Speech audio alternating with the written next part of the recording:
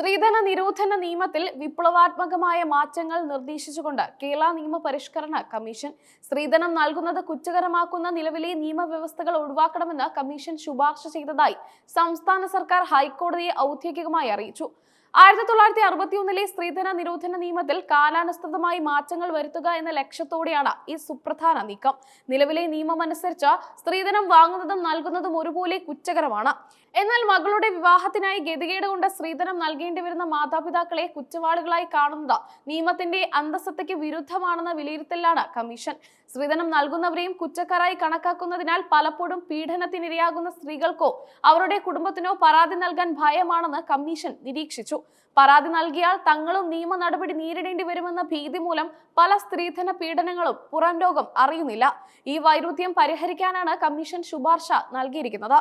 സ്ത്രീധനം നൽകുന്നവരെ നിയമത്തിന്റെ പരിധിയിൽ നിന്ന് ഒഴിവാക്കുന്നതിലൂടെ കൂടുതൽ പേർക്ക് പരാതിയുമായി മുന്നോട്ട് വരാൻ ധൈര്യം ലഭിക്കുമെന്ന് സർക്കാർ കോടതിയിൽ ചൂണ്ടിക്കാട്ടി. സ്ത്രീധനത്തെ വരനോ വരന്റെ കുടുംബമോ ആവശ്യപ്പെടുന്ന സ്വത്തോ സെക്യൂരിറ്റിയോ ആയി മാത്രം നിർവചിക്കണമെന്നാണ് ശുപാർശയിൽ പറയുന്നത്. അതേസമയം ഇത്തരം ആവശ്യങ്ങൾ ഉന്നയിക്കുന്നത് അതീവ ഗുരുതരമായ കുറ്റമായി കണക്കാക്കണം. സ്ത്രീധനം വാങ്ങുന്നവർക്കും അത് ആവശ്യപ്പെടുന്നവർക്കും കഠിനമായ തടവ് ശിക്ഷ ഉറപ്പാക്കണമെന്നും കമ്മീഷൻ നിർദ്ദേശിച്ചിട്ടുണ്ട്. ഇരയെ ശിക്ഷിക്കുന്നതിന് പകരം വേട്ടക്കാരനെ ശിക്ഷിക്കുക എന്ന തത്വമാണ് ഇവിടെ നടപ്പിലാക്കാൻ ശ്രമിക്കുന്നത്. സ്ത്രീധന നിരോധന നിയമം കാര്യക്ഷമമായി നടപ്പാക്കാനാകുന്നില്ലെന്ന് ചൂണ്ടിക്കാട്ടി എറണാകുളം സ്വദേശിനി സമർപ്പിച്ച ഹർജിയിലാണ് സർക്കാർ ഇക്കാര്യങ്ങൾ വിശദീകരിച്ചത്. നിലവിലെ നിയമത്തിലെ പോരായ്മകൾ മൂലം പല കേസുകളിലും പ്രതികൾ രക്ഷപ്പെടുകയാണെന്നും ഹർജിക്കാരി ആരോപിച്ചിരുന്നു. ജസ്റ്റിസ് VG അരുൺ ഉൾപ്പെട്ട ബെഞ്ചാണ് ഈ വിഷയം പരിഗണിച്ചത്. നിയമപരിഷ്കരണ കമ്മീഷന്റെ ശുപാർശകൾ ഗൗരവകരമാണെന്ന് കോടതി വിലയിരുത്തി. കേന്ദ്ര നിയമമായതിനാൽ ഇതിൽ ഭേദഗതി വരുത്തുന്നതിന് കേന്ദ്ര സർക്കാരിന്റെ നിലപാടും നിർണായകമാണ്. വിഷയം വീണ്ടും പരിഗണിക്കുന്ന ഫെബ്രുവരി 11-നകം കൃത്യമായി സത്യവാങ്മൂലം നൽകാൻ കേന്ദ്ര സർക്കാരിന് ഹൈക്കോടതി നിർദ്ദേശം നൽകി. കേരളത്തിന്റെ ഈ ശുപാർശകളിൽ കേന്ദ്രം എന്ത് നിലപാട് സ്വീകരിക്കുമെന്നത് വരാനിരിക്കുന്ന ദിവസങ്ങളിൽ നിർണായകമാകും.